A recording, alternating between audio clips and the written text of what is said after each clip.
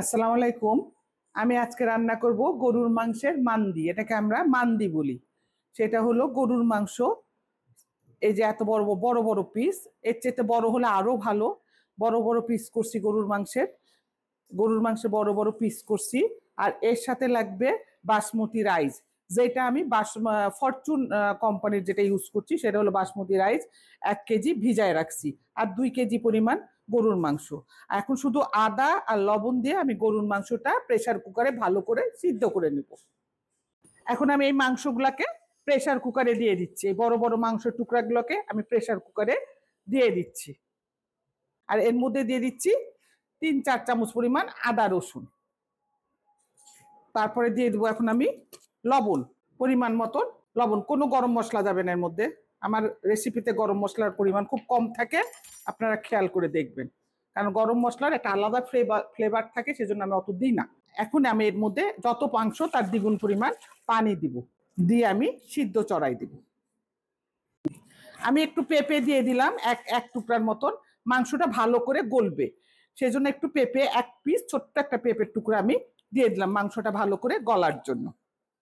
মানে আমি প্রেসার কুকারটা চুলাতে দিয়ে দিলাম এবং চুলা হাই রেঞ্জে দিয়ে দিলাম। পানি পরিমাণ বেশি, যত মাংস তার দ্বিগুণ পানি দিচ্ছি। পেঁপে দিয়েছি যেন সিদ্ধটা ভালো মতন হয়ে যায়, মাংসটা ছাড়া ছাড়া হয়ে যায়। এখন আমি এই রাইস করার জন্য এই একটা হাঁড়ি নিয়েছি। হাঁড়ির মধ্যে আমি 250 গ্রাম বাটার দিয়ে দিচ্ছি। জাস্ট বাটার দিয়ে দিচ্ছি। এই বাটারের মধ্যে বাটারটা দিয়ে দিচ্ছি, একটু আস্তে আস্তে দিয়ে দিই, না তো পুড়ে যাবে বাটারটা। হ্যাঁ, 5-6 চামচ আমি পেঁয়াজ দিয়ে দিলাম। আর 1.5টা রসুন, আর একটু লবঙ্গ। লবঙ্গ তো সবাই চিনে, দেখেন লবঙ্গ, রসুন আর লবঙ্গ আমি দিয়ে দিলাম। আর 1.5টা রসুন, আর 4টা পেঁয়াজ। একটু নাড়বো।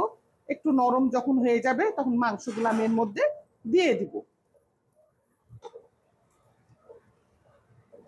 একটু নেড়ে দিই, বাটারটা একটু গলুক, পেঁয়াজটা একটু নরম হোক।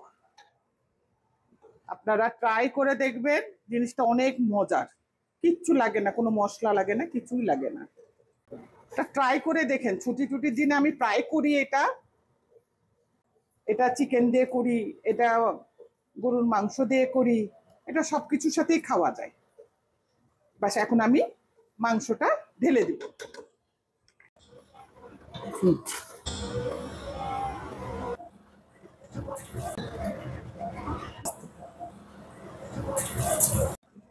এই দেখেন মাংসটা, দেখেন একবারে নরম, আসে সিদ্ধ হয়ে গেছে, খুলে গেছে।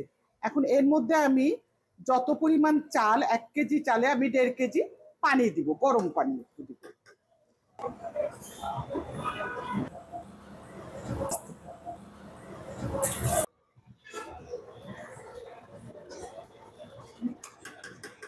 এই 1.5 কেজি পরিমাণ আমি পানি দিয়ে দিলাম। এখন আমি এর মধ্যে রাইসটা দিয়ে দিব। রাইসটা আমি এখন এর মধ্যে ছড়াই দিয়ে দিচ্ছি, নাড়বো না, একটুও নাড়বো না আমি। এখন আমি লবণটা একটু চেক করব, যেহেতু মাংসতে লবণ দিয়েছিলাম। পারফেক্ট আছে, তাও একটু লাগবে মনে হচ্ছে আমার, সেজন্য লবণ একটু লাগতে পারে, দিয়ে দিলাম। এখন এটাকে আমি জাস্ট কাভার আপ করে দিব, জাস্ট কাভার আপ করে দিব, জোরে আঁচ দিয়ে কাভার আপ করে দিলাম।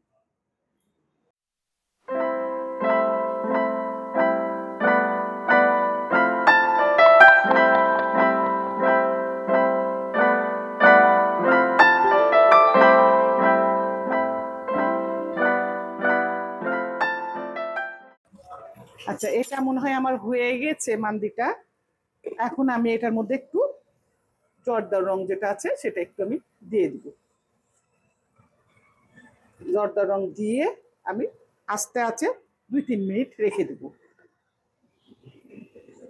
এখন ওটার সাথে খাওয়ার জন্য আমি একটা জাস্ট টমেটোরের চাটনির মতন বানাবো। এর মধ্যে টমেটো দিয়েছি 4টা 5টা কাঁচামরিচ, একটা আস্ত রসুন, আর যেটা দিব সেটা একটু লবণ দিয়ে আমি ব্লেন্ডারটা করে নেব। বাস, এটা আমি এখন ব্লান্ডার করে নিব ওটার সাথে খাওয়ার জন্য। ওটা রেডি, এখন আমি ডিশ আউট করব মান্দিটা। এই যে আমার মান্দিটা এখন রেডি হয়ে গেছে, আমি ডিশ আউট করছি। মাংসগুলা পুরা খুলে খুলে আসছে, একবারে খুলে খুলে আসছে, একটা মাংস আটকানো থাকবে না, সব খুলে গেছে। এই জন্য টাইম লাগছে আমার সিদ্ধ করতে। আর এটা হলো ওই চাটনিটা যেটা আমি এটা দিয়ে খাবো। আপনারা ট্রাই করে দেখবেন, খুব সুন্দর একটা রেসিপি, সিম্পলের মধ্যে, খাইতে অনেক মজা। একবার ট্রাই করলে আপনারা বারবার ট্রাই করে দেখবেন এই জিনিসটা। Thank you. আমার ভিডিওগুলো যদি আপনাদের ভালো লেগে থাকে তাহলে অবশ্যই লাইক এবং শেয়ার করবেন এবং সাবস্ক্রাইব করবেন, যাতে পরবর্তী ভিডিওগুলো আপনাদের কাছে পৌঁছে যায়।